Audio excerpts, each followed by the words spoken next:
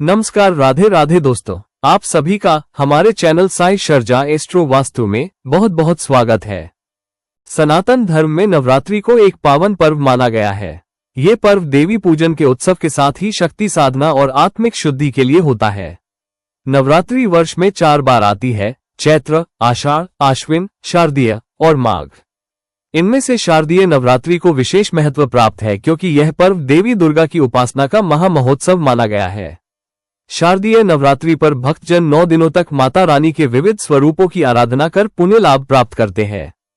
इस साल की शारदीय नवरात्रि 22 सितंबर से शुरू हो रही है। 30 सितंबर को दुर्गा अष्टमी मनाई जाएगी, जबकि 1 अक्टूबर को महानवमी के दिन इस पर्व का समापन होगा। विजयादशमी या दशहरे का पर्व 2 अक्टूबर को मनाया जाएगा।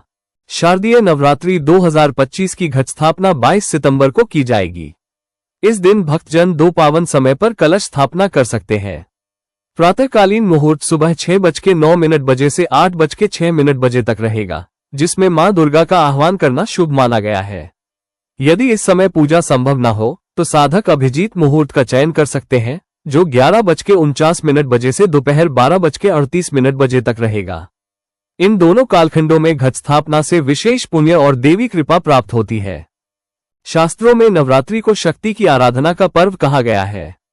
मार्कंडेय पुराण और दुर्गा सप्तशती में वर्णित है कि जब जब अधर्म का प्रकोप बढ़ा, तब तब मां भगवती ने विभिन्न रूप धारण कर दैत्यों का संहार किया।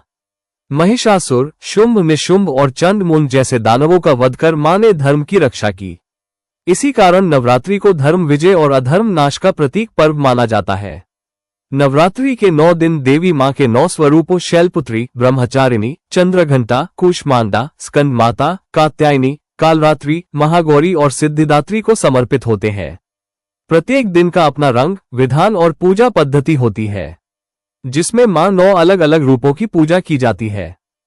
पूजा विधि: प्रातः स्नान कर स्वच्छ वस्त्र धारण करें। पूजा स्थल को गंगाजल से शुद्ध करें और वहां पर लकड़ी का पाटा रखकर उस पर वेदी बनाएं। उस पर कलश स्थापित करें, जिसमें जल, सुपारी, सिक्का, पंचरत्न और आम्रपत्र रखें। कलश के ऊपर लाल रंग के स्वच्छ वस्त्र में लिपटा नारियल रखें। घट के समीप मिट्टी में जौ या गेहूं बोएं और मां दुर्गा की मूर्ति या चित्र स्थापित करें। मां अंबे की दीप, धूप, पुष्प, अक्षत और नैवेद्य से पूजा करें। दुर्गा सप्तशती का पाठ करें। 9 दिनों तक सुबह शाम माता रानी की आरती करें और भोग प्रसाद अर्पित करें। नवरात्रि का पर्व सेवा, परोपकार और दान का भी श्रेष्ठ समय माना गया है।